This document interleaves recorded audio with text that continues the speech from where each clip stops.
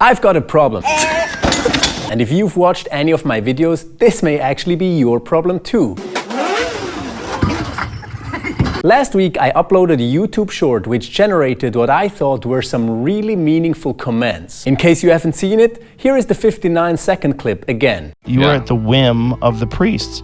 And Martin Luther came along and said, actually, what God said, like, you should probably interpret it yourself. That was Joe Rogan talking about the Protestant Reformation, which empowered people to read the Bible for themselves. And here's the response from his guest, Jim Gaffigan. It is amazing how consistently the messages and the teachings of Jesus are like humans can't grasp it. Like, they're like way off. Like, oh, we're supposed to take care of the poor. We're supposed to help the needy. We're supposed to do all this. And people are like, does that mean I should get another car? I don't know what your reaction is to that, but as someone who claims to be a follower of Jesus, I take this challenge seriously. And I'm talking about people that, embrace the Christian faith. Yes. Like, get it wrong. I'm not talking about people like, I don't believe in that stuff. Right.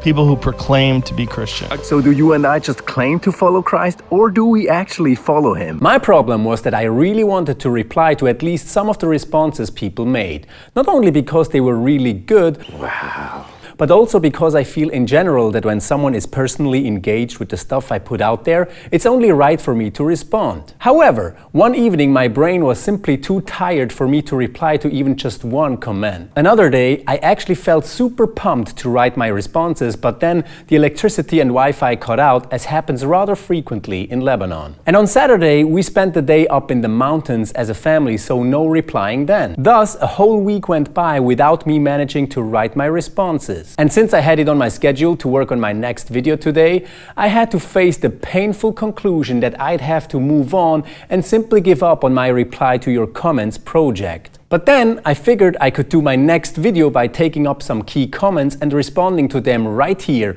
which is what I'm going to do right now. I've gathered contributions from 3 different people who offered what I understand to be very similar points. So in response to Gaffigan and Rogan's criticism that Christians seem to be more concerned with their own comfort than with caring for the poor, Paolo replied that we're also instructed to give without display, so I'd rather follow Christ than these two. By the way, I hope you guys are fine with me disclosing names because the comments are public anyway, so I figured there is no point in me trying to hide anything. Kingston said that he's not taking advice from people outside the body, and Wilson noted that it is good to examine our faith biblically and prayerfully, but be careful not to live out our lives to please people like Gaffigan or fear their criticism. We should be loving, compassionate, etc., but we answer to Jesus and live to please him. Yes, I fully believe that we are to please and follow Christ and no one else, and I agree that our acts of giving should happen without display, as Jesus taught. But I also think that taking Rogan and Gaffigan's criticism seriously has nothing to do with pleasing them, nor is this about taking advice from people outside the body. Instead, this is about paying attention to what people observe when they look at us, the church. Sure, people's criticism of Christians is not without bias. However, categorically turning down the feedback of someone like Rogan because he's not a believer isn't healthy, I think. I mean, when you read the Bible, you'll find that God himself sometimes chose to speak to those inside the community of faith through those on the outside. What's more, it's not only the non-Christian Joe Rogan who wonders why contemporary Christianity doesn't quite look like Christ, but leaders inside the church have offered the very same critique. Study after study after study shows that our lifestyles as professing Christians look just like the world around us.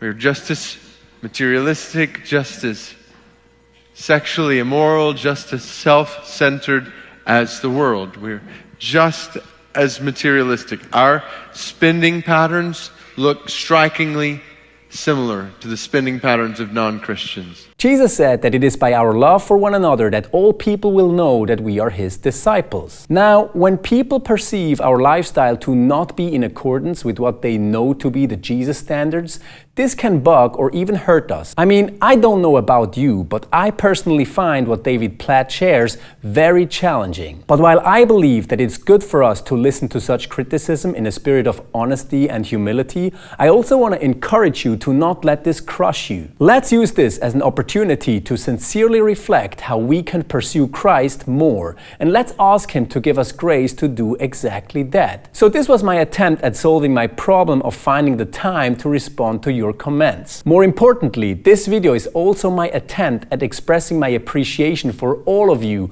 who engage with my content sincerely. I'm aware that I only reply to a fraction of all your comments, but please know that I'm truly thankful for all of you who help foster awesome conversations about God on this platform. Now you should check out this video over here, in which I tell the story of how Cosmic Skeptic's reflections on charitable giving inspired me. Thanks for watching, and see you over there.